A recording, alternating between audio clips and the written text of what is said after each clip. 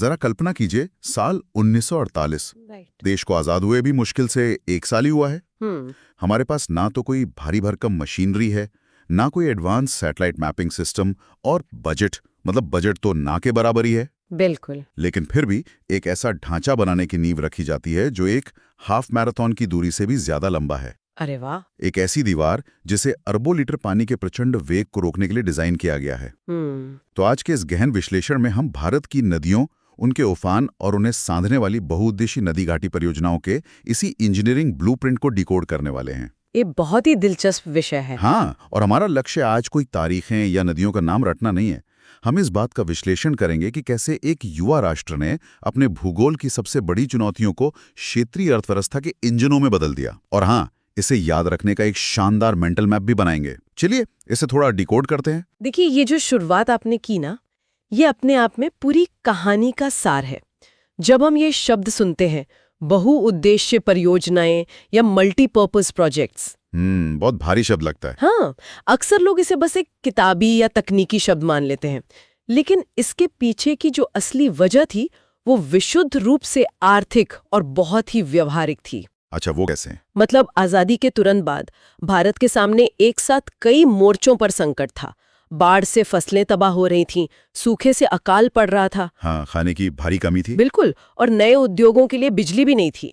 अब उस वक्त हमारे पास इतना पैसा या संसाधन तो था नहीं कि हम बाढ़ नियंत्रण के लिए एक अलग सिस्टम बनाएं। सही बात है। फिर सिंचाई के लिए अलग से नहरें खोदें और बिजली के लिए अलग पावर प्लांट लगाएं।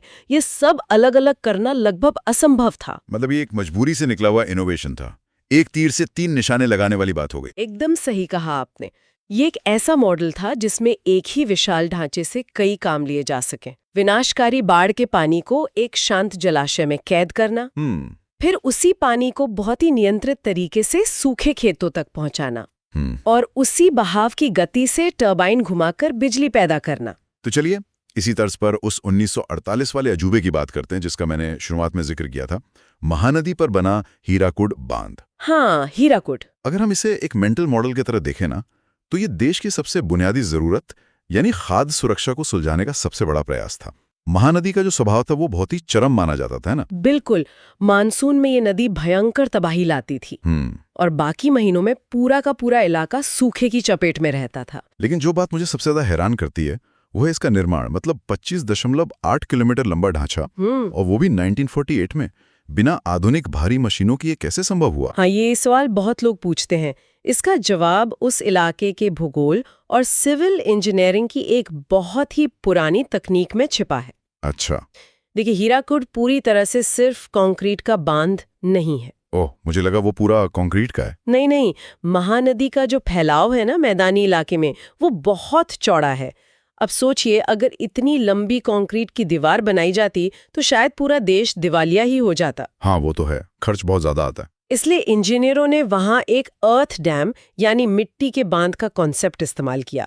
जो मुख्य हिस्सा है जहां से पानी गिरता है और टरबाइन घूमते हैं, वो कंक्रीट का है। हाँ, वो करीब 4.8 किलोमीटर का हिस्सा कंक्रीट और चिनाई का है। लेकिन इसके दोनों तरफ पहाड़ियों को जोड़ने वाली जो 21 किलोमीटर लंबी दीवार है, वो मुख्य रूप से मिट्टी, पत्थर और मलबे को बहुत ही वैज्ञानिक तरीके से कंप्रेस करके बनाई गई है। अरे वाह! लाखों मजदूरों ने अपने हाथों से टोकरियों में मिट्टी ढोकर इस विशाल ढांचे को खड़ा किया था। ये तकनीकी जुगाड़ सच में अद्भुत है ना? ये मानव श्रम और इंजीनियरिंग का एक अकल्पनीय संगम था। और इसका असर भी उतना ही व्यापक रहा। अगस्त 1956 में जब ये बनकर तैयार हुआ तो इसने सिर्फ बाढ़ ही नहीं रोकी, बल्कि ओडिशा के पूरे कृषि अर्थशास्त्र को ही पलट कर रख दिया। बिल्कुल, खरीफ की फसलों के लिए 1.5 लाख हेक्टेयर जमीन को पानी मिला, और रबी की फसलों के लिए भी तो करीब 1 लाख हेक्टेयर जमीन को अचानक साल भर सिंचाई मिलने लगी थी। हाँ, जो किसान पहले पूरी तरह से मानसून के भरोसे बैठे रहते थे, उनके पास अब एक निश्चित जल स्रोत था। और पन बिजली से उद्योग भी पनपे। सही कहा। भूगोल के एक अभिशाप को कैसे एक संसाधन में बदला गया, ये इसका बेहतरीन उदाहरण है। तो अगर हम अपने श्रोताओं के लिए एक स्टडी गाइड टिप बनाएं तो ऐसे याद रख सकते हैं, महानदी प्लस ओडिशा प्लस दुनिया का सबसे लंबा बांध, मतलब हीराकुड, 1948 से 1956। ये फॉर्मूला एकदम सटीक है। अच्छा, अब हीराकुड तो समतल जमीन पर एक मजबूत दीवार की तरह खड़ा है। हाँ, लेकिन इंजीनियरिंग की चुनौतियां तब पूरी तरह बदल जाती हैं जब हम मैदानों को छोड़कर पथरीले और तीखे ढलानों की ओर बढ़ते हैं। वहां नियम बदल जाते हैं। जैसे चंबल घाटी परियोजना। हाँ, विंध्या के पठारों से निकलने वाली चंबल नदी की कहानी मैदानी नदियों से बिल्कुल अलग है। इसका भूगोल बहुत ही ऊबड़-खाबड़ और बीहड़ वाला है। और यहीं पर मुझे इसके डिजाइन को लेकर एक सवाल हमेशा परेशान करता है। बताइए, क्या सवाल? जब मैं चंबल का ब्लूप्रिंट देखता हूं ना, तो वहां एक विशाल बांध बनाने के बजाय 3 अलग-अलग बांधों की एक श्रृंखला दिखती है, जिसे शायद कैस्केड सिस्टम कहा जाता है। हाँ, कैस्केड सिस्टम। मतलब मध्य प्रदेश में गांधी सागर, फिर राजस्थान में राणा प्रताप सागर और फिर जवाहर सागर।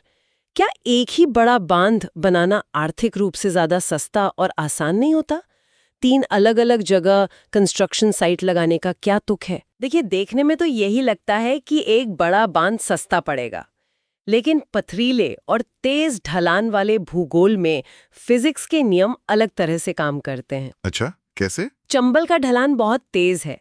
अगर आप उस तेज ढलान पर सिर्फ एक जगह बहुत ऊंचा बांध बनाते हैं, तो पानी जब उस ऊंचाई से नीचे गिरेगा ना, तो एक बार टरबाइन घुमाने के बाद उसकी बाकी की गतिज ऊर्जा, यानी काइनेटिक एनर्जी? हाँ, काइनेटिक एनर्जी, वो पूरी तरह बर्बाद हो जाएगी, क्योंकि पानी बहुत तेजी से ढलान के नीचे बह जाएगा। ओ, समझ गया। मतलब पानी की जो रफ्तार है उसे हम सिर्फ एक बार इस्तेमाल कर पा रहे हैं। बिल्कुल सही पकड़े आप। इसलिए इंजीनियरों ने कैस्केड सिस्टम चुना। इसे आप एक रिले रेस की तरह समझ सकते हैं। रिले रेस, ये एनालॉजी अच्छी है। हाँ, नदी मध्य प्रदेश में महू के पास जाना पाव पहाड़ी से निकलती है। पहला स्टेशन है गांधी सागर बांध, जो करीब 62 मीटर ऊंचा है, जिसका काम 1954 में शुरू हुआ था, है ना? हाँ, और 1960 तक इसने पूरी तरह काम करना शुरू कर दिया था। तो यहाँ पानी ने टरबाइन घुमाया, बिजली पैदा की और फिर आधे बढ़ा। अब चूंकि ढलान तेज है, तो पानी फिर से रफ्तार पकड़ लेता है। और फिर राजस्थान में घुसते ही राणा प्रताप सागर उस पानी को दोबारा रोक लेता है। एकदम सही। उसकी ऊर्जा को फिर से निचोड़ लेता है। बिल्कुल। और उसके बाद जवाहर सागर, जो कोटा से करीब 30 किलोमीटर दूर है, वो यही काम तीसरी बार करता है। अरे वाह! कैस्केड सिस्टम का असली फायदा यही है कि आप पानी की एक ही बूंद से उसकी आखिरी सीमा तक ऊर्जा निकाल रहे हैं। और मुझे लगता है इससे विस्थापन भी कम होता होगा। बहुत बड़ा पॉइंट उठाया आपने। एक बहुत ऊंचा बांध बनाने से पीछे जो जलाशय बनता, वो मध्य प्रदेश के कई 100 गांवों और जंगलों को हमेशा के लिए डुबो देता। 3 छोटे बांधों ने उस नुकसान को भी काफी हद तक कम कर दिया। ये वाकई एक शानदार नजरिया है। ये सिर्फ पानी का प्रबंधन नहीं है, ये ऊर्जा का मास्टर क्लास है। बिल्कुल। अच्छा, मैदानों और स्थिर पठारों के बाद अब उन इलाकों की तरफ चलते हैं जहां जमीन ही आपके खिलाफ होती है। मेरा मतलब है सीधे हिमालय की उन संकरी खाइयों की तरफ जहां टिहरी बांध स्थित है। हाँ, टिहरी।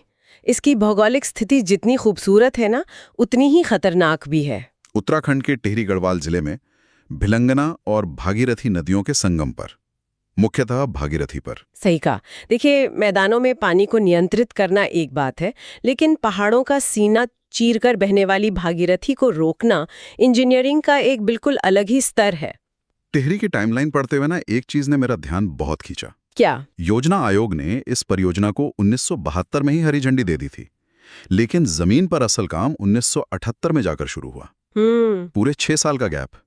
मतलब अगर जरूरत इतनी बड़ी थी, तो क्या पहाड़ों में कंस्ट्रक्शन शुरू करना इतना ज्यादा जटिल होता है?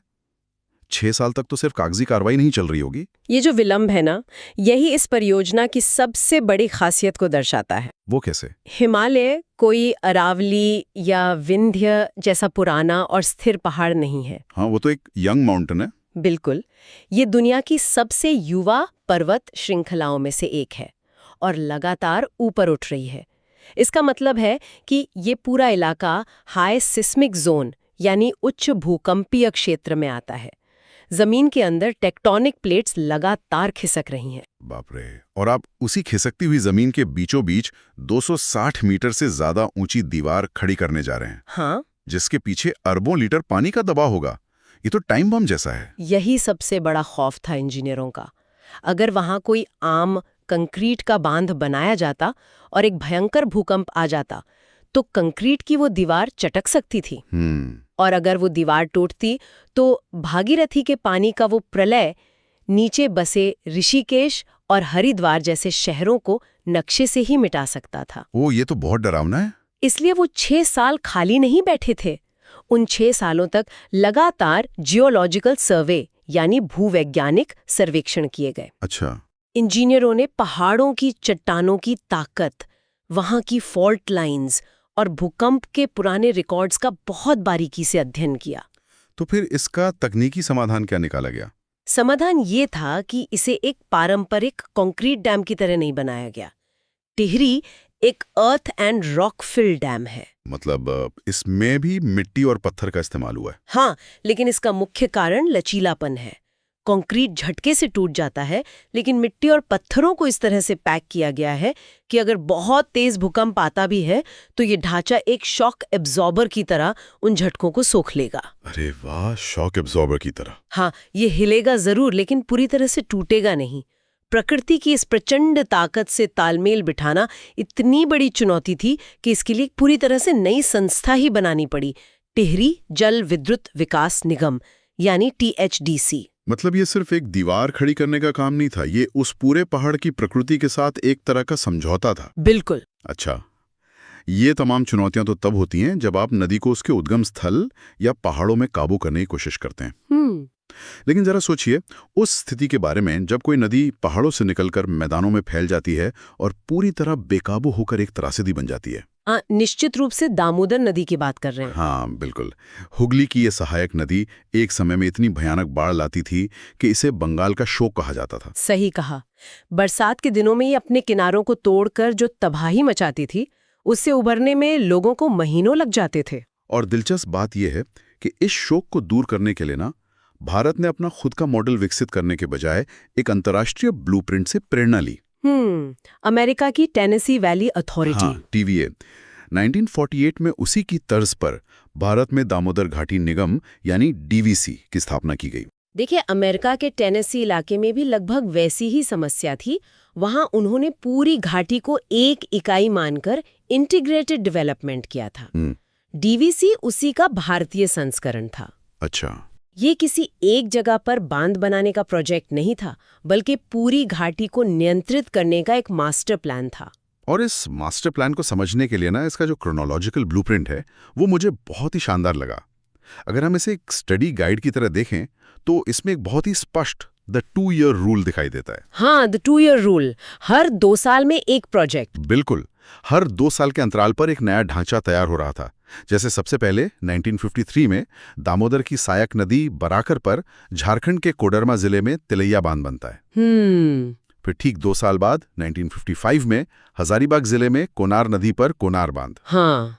उसके 2 साल बाद 1957 में वापस बराकर नदी पर धनबाद जिले में मैथन बांध। सही। और अंततः 1959 में मैथन से 20 किलोमीटर दक्षिण में मुख्य दामोदर नदी पर पंचायत हिल बांध बनता है। ये इतना सटीक कैसे है?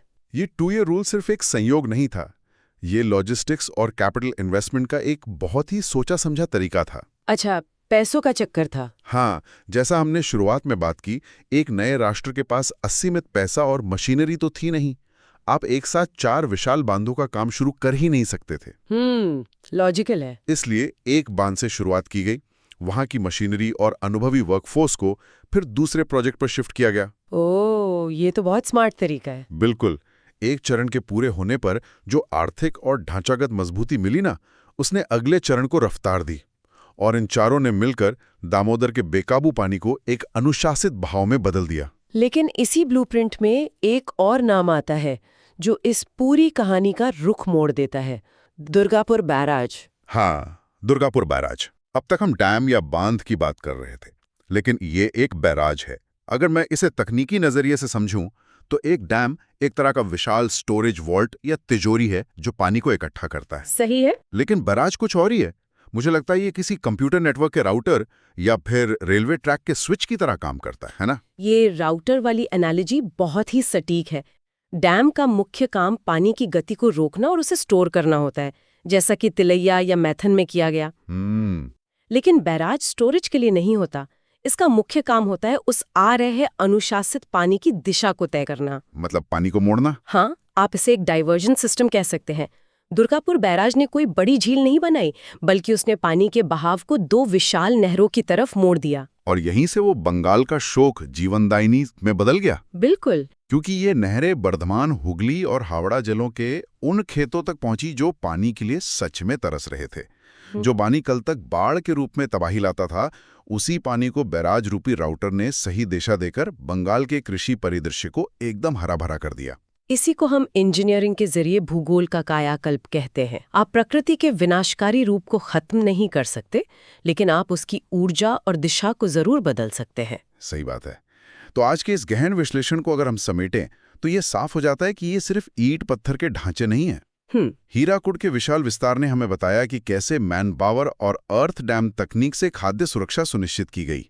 चंबल के कैस्केड सिस्टम ने हमें सिखाया कि पथरीले ढलानों पर पानी की एक एक बूंद से ऊर्जा कैसे निचोड़ी जाती है। हाँ, और कैसे 2 राज्य एक साथ आ सकते हैं। बिल्कुल। और टिहरी ने साबित किया कि हिमालय जैसी अस्थिर जमीन पर भी भूवैज्ञानिक सर्वेक्षणों के जरिए सुरक्षित निर्माण हो सकता है। और साथ ही दामोदर घाटी का वो 2 ईयर रूल और दुर्गापुर बैराज ने दिखाया कि किसी भी शोक को जीवनदायिनी में कैसे बदला जा सकता है। ये जानना ही काफी नहीं है कि कौन सा बांध कहाँ है, बल्कि ये समझना ज्यादा जरूरी है कि वो वहां क्यों है। बिल्कुल। भूगोल की किताबें सिर्फ अतीत नहीं, ये भविष्य के निर्माण की कहानियां हैं। बहुत खूब कहा आपने। लेकिन आज जब हमने इंसान द्वारा प्रकृति को साधने की इन शानदार उपलब्धियों पर बात की है ना, तो मेरे दिमाग में एक और विचार आ रहा है। अच्छा? ये एक ऐसा सवाल है जो इन ब्लूप्रिंट्स के भविष्य से जुड़ा है। हमने माना कि ये ढांचे बहुत मजबूत हैं, लेकिन हर कंक्रीट की, हर ढांचे की एक उम्र होती है। हाँ, वो तो है। जब आने वाले कुछ दशकों में या शायद एक सदी बाद ये विशालकाय ढांचे अपनी उम्र पूरी कर लेंगे और जर्जर होने लगेंगे, तब इन नदियों और इन पर निर्भर करोड़ों लोगों के भविष्य का क्या होगा? ये सोचने वाली बात है। क्या हम इंसान उस भौगोलिक रिवर्स इंजीनियरिंग के लिए तैयार हैं, जब हमें इन कृत्रिम पहाड़ों को सुरक्षित रूप से हटाना पड़ेगा और नदियों को वापस उनके पुराने स्वरूप में लौटाना होगा? श्रोताओं, इस गहरे सवाल पर जरूर विचार कीजिएगा। आज के लिए बस इतना ही।